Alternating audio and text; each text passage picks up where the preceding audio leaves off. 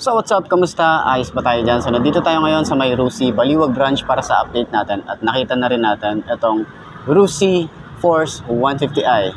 So excited akong ikutan to at ibigay sa inyo yung presyo. Alam ko last time na ibigay na natin, pero yung specification na to, excited na akong makita at maupuan ang motorcycle na to. So tara, walk around na natin. Ano pa hinihintay natin? Let's go. My hands stable, I feel able to turn the tables, I could do this. Just keep moving, keep your hands up, stupid. I feel lucid, a new view and I can see the end, I can see my future, I can view it. It's right there for the taking. Everything I've ever wanted, dreams are just waiting. I just gotta fight for it, willing to die for it, willing to like soreness, I just need to hike for it. I'm standing up 'cause I've had enough. I won't give up, I'm a champ. As long as I'm breathing, I'm not retreating. I could be bleeding, I'll take a beating and keep on proceeding. I'm not fatiguing, 'cause once I enter the ring, I'll be undefeated.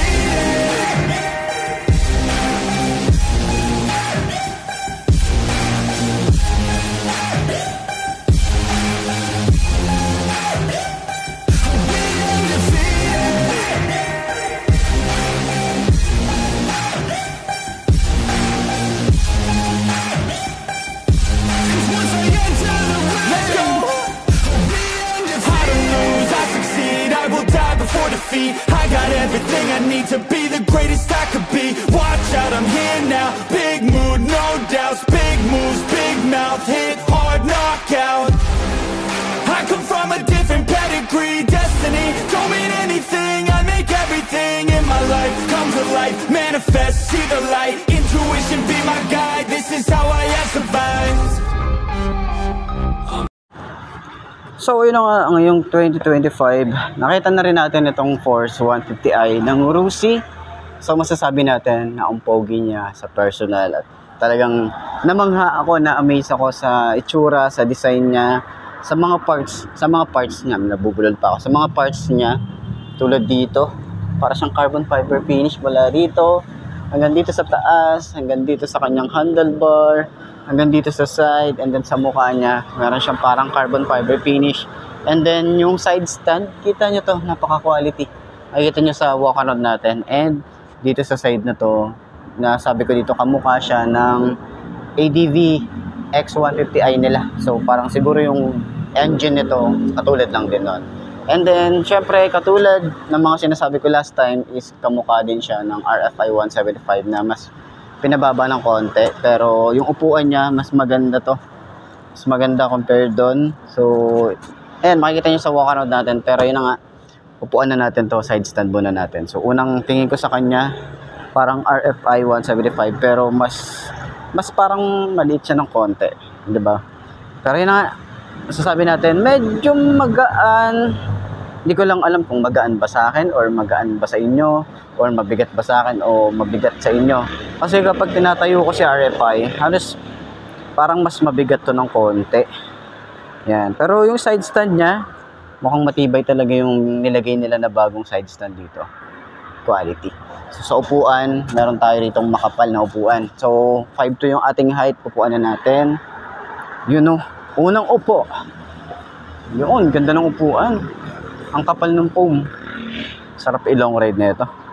So, tingkayad, sobrang bukaka. Yun lang yung napansin natin dito compare kay RFI na hindi naman siya, bukaka naman siya, pero ito parang sobrang bukakan.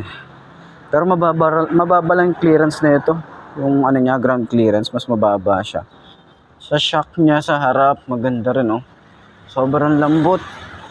Dito naman, maganda yung pagkakagawa sa T-post nito. Yung bearing niya, wala masyado lumalagitik. Ayan. Ito niya yan. Oh. Sa likod, uy, maganda rin. Oh. Maganda rin. Turning radius, sobrang lawak din. Halos tumatama na siya rito. Tapos magaan yung motor kapag naitatayo na. Oh. Itsura natin kapag nagre-rides ganyan. Yung legroom natin, sobrang lawak pa. Ayan, sobrang lawak pa. Extension ng paa. Pwede tayong ganyan itsura natin or usad tayo tapos ganyan. Tapos nakasandal tayo sa OBR. Ganun ang ginagawa ko. So, ayan, yung napansin natin dito, talagang na-amaze ako sa mga sa mga parts na ginamit dito, 'di ba? Pero sana dito ginagawa nila, no, gawin nila adjustable windshield para at least, 'di ba? Hindi man siya pang ADB pero mas maganda kung adjustable din siya or itong parts ng salamin lang, yun lang yung na-adjust. Itong side na to, hindi siya na-adjust. Ito lang. Yun lang naman may mga innovation na makikita natin na pwede nating i-suggest kay Rusi. 'Di ba? Tapos yung mga lever dito, adjustable na rin, 'di ba? Yung mga kagandaan na ginawa ni Rusi dito sa Force 150i. So, sa mga naghahanap diyan ng murang 150cc, ito, recommended din to. Pero syempre, hindi natin pwedeng ipagpalit si RFI dahil alam niyo naman, doon na tayo na in love.